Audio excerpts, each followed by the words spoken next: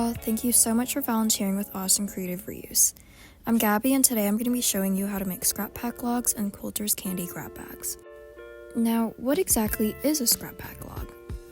If you've ever browsed the fabric section of a Joann's or Michael's, you might have come across packages of pre-cut fabrics. These packs are called different things based on the sizes of fabrics, but they all give quilters the ability to use multiple different patterns in one cohesive color scheme or theme without having to go through all the trouble of finding and cutting down each piece of fabric themselves. Because we receive fabric in all shapes and sizes, our fabric volunteers first sort out each piece into different standard size categories, like half yards and back quarters. The scrap pack bin contains the smallest usable pieces of quilting fabric. Although to some, these small scraps might just be considered trash, for the creative and thrifty, these pieces might be the key ingredient to their work of art. Look up crumb quilts and crazy quilts if you want some more inspiration. Before we start, let's make sure we've gathered all the materials necessary to complete this project.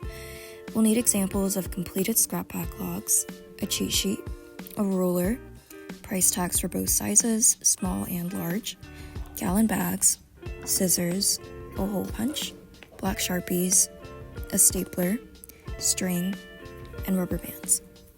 In order to help both advanced and beginner quilters either start or complete a quilt, all pieces of fabric in scrap pack log should be roughly 8 by 8 inches at a minimum, or at least 64 square inches total. For example, a piece of fabric that's about 7 inches wide and a length that's long enough to ensure that the fabric is at least equivalent to the square area of an 8 by 8 inch piece is still acceptable to use in a scrap log. If you still have any questions about a specific fabric, please bag and return labeled as questions for fabric. Set aside anything smaller than 8 by 8 inches. We'll come back to these pieces at a later step. If you find a piece of fabric that's larger than about 20 inches by 15 inches, cut it into 2 or more pieces that are at least 8 by 8 inches each, in order to add multiple different logs. Now, before you start making your logs, keep in mind that you should not mix flannel pieces with regular cotton pieces. Because flannel has a different texture and is generally a bit thicker than regular quilting cotton, most quilters will not mix the two when working on a project. If you aren't sure what the difference between flannel and cotton is, refer to the back of your cheat sheet. There will be a sample of each fabric which you can feel to identify the difference. Separate out your flannel pieces to roll into small flannel-only logs. Now that we're left with only regular cotton fabric that's at least 8 by 8 inches, select pieces that look nice together.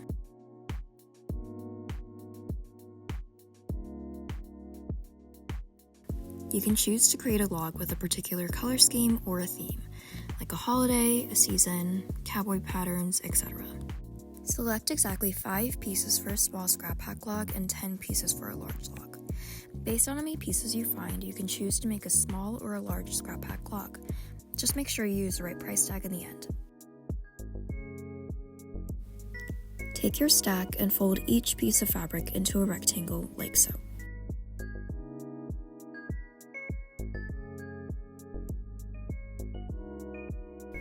If you are making a small scrap pack log, fold the rectangle down to measure about 4 to 6 inches wide. Then fold the fabric down in half so you're left with one clean edge. All the other edges of the fabric can be left raw. If you are making a large log, fold the rectangle down to about 10 to 12 inches wide and then fold in half to create the same clean edge. It doesn't have to be perfect, just approximate. Add each of your folded pieces into a nice, neat stack. Make sure the clean folded edges are lined up together on the same side. Since the stack is going to be rolled in to make our log, put the prettiest or the most interesting piece of fabric on the bottom of the stack. If you end up finding and using multiple pieces of the same fabric, make sure you intersperse it throughout the stack. Now that we have a nice stack, we roll. Starting from the raw edges, begin to roll the stack tightly in. The fabric will start to bunch up as you go, so smooth the fabric down as you roll. By doing this, you'll start to create the waterfall or staggered effect that we want to help display each piece of fabric. Keep your log tightly in place and secure it with a rubber band. Make sure you wrap the rubber band enough to make sure it doesn't slip off.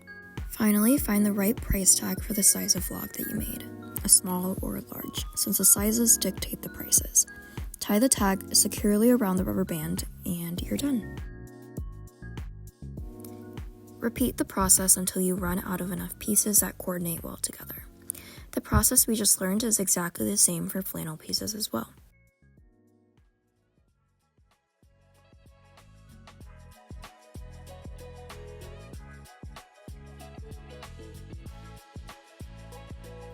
Remember those smaller than 8x8 pieces of fabric that you set aside? Now is where they come in. We're going to use them to create Quilter's candy bags, and making these will be much simpler. Stuff any of you and your neighbor's smaller scraps into a gallon bag. There doesn't need to be a distinction between flannel or regular cotton fabric, color, theme, etc. Just make sure the bag is full, but with enough room to still zip shut. If it looks like the seal might break, staple the bag shut. Then, write Quilter's Candy $1 straight on the bag with a Sharpie. When you reach the end of the project, you should have a bin filled with completed bags of Quilter's Candy, small scrap pack logs, both regular cotton and flannel, and large scrap pack logs. Make sure you bag the rest of your materials and return it all to ACR in order to help the next group make their very own scrap pack logs and Quilter's Candy bags. Thanks for tuning in and volunteering with ACR. We hope to see y'all again soon.